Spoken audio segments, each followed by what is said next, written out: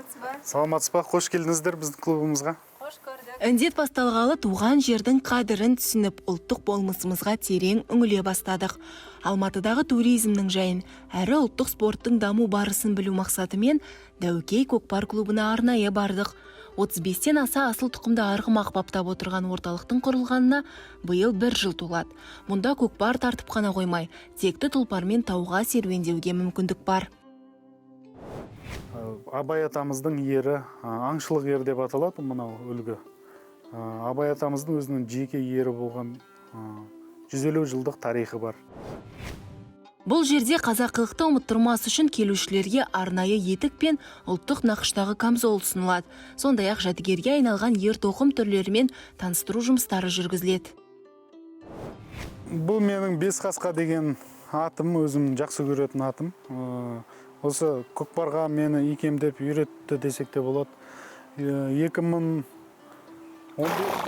жылдан бері бұл атпен біргеміз. 2017 жылы өзім жастар көкпар лигасында ойнағанда осы атпен шапқан болатын. 2017 жылы со маусымның біз чемпионы атанғанбыз. Жұмыс күнің басталып аттарды аралап жүргенде сол кісінеп бірінші шақырып тұрады өзіне, бірінші маған кер деген секілді. Бұлар сондай жануарлар, адамды сезеді, бәрін түсінеді, айтқанын бәрін түсінеді, тек тілі жоқ. Байшы бар. Ол жастар көкпар лигасында шауып жүрген сәйгүлік. Кезінде батырлар, сұлтандар мен төрелер түс ерекшелігіне бола дәл осындай қарабайыр жылқыға мінген екен.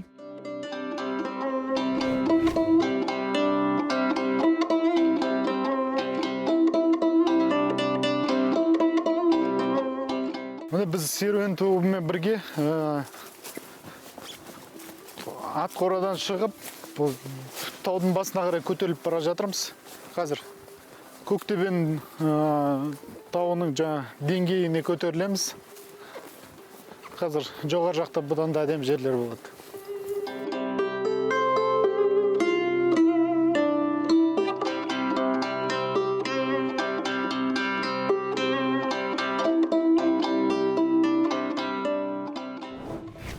Мінеки біз серуен тобымен бір сағат жолды артқа тастап, таудың басына көтерілдік. Қазақта керемет жақсы сөз бар. Қарабайыр қазанат, қара жолда қалдырмас. Қара жолда қалдырып, қанатыңды талдырмас деп. Сенімді серіктеріміз осы. Жылқы тазалық пен тектіліктің символы, мың бір дерттің дауасы. Мұны данагөй бабаларымыз бағзы заманнан білген. Ал бүгінде атқа міну адамға биохимиялық тұрғыдан әсер етіп, ағзаны нығайта түсетінін медицинада дәлелдеп отыр. Бұл атқа мінген жалпы ол адам денсаулығына өте пайдалы. Адамның шымыр болып өсуіне. Атқа мінген өзі қазақ қанында бар, рухтанып кетеді, өздеріңіз білесіздер. Сондықтан атқа міну ол адамның денсаулығына өте пайдалы. Қазір ғылыми тілде айтып атады ғой, иппотерапия деп.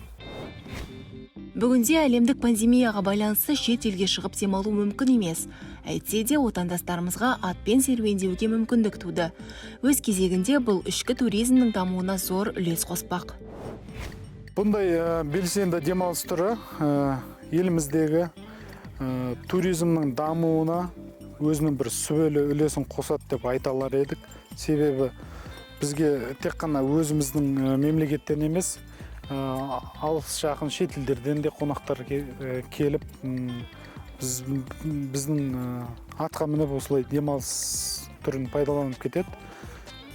Қытай мемлекетінен, Біріккен Араб Әмірлігінен, Ресейден қаншама қонақтар келіп, қызығып, осындай керемет табиғат аясында серуендеп, рахметтерін айтып кетіп жатады. Құрметті көрермен, мұнда келіп міндетті түрде демалып қайтыңыздар. Үйіған тыныштық, таудың етегі таза ауа. Бұдан асқан қандай демалыс болуы мүмкін? Ал серуен соңы тартысты көкпармен жалғасты. Таңғы студияның серілері де ұлттық спорттың дамуына сүбелі үлес қосып, атқа мініп көкпар ойнады. Қымбат көрермен, мінекей атпен серуен айдары. Бүгін міне көкпар ойнап жатырмыз, достарыңызбен, бауырларыңызбен жиналып. Өте керемет демалыс болып жатыр. Аллаға шүкір. Сіздер де мүмкіндігінше демалыс сайын келіп тұрыңыздар. Даукей көкпар клубы бар. Осы жерге тек қана көкпар ойнау үшін ғана емес, атпен де серуендеуге болады. Сол себептен міндетті түрде келіңіздер, біз сіздерді күтеміз. Ал дәл қазір ары қарай эфир жалғастырамыз, қымбатты көрермен.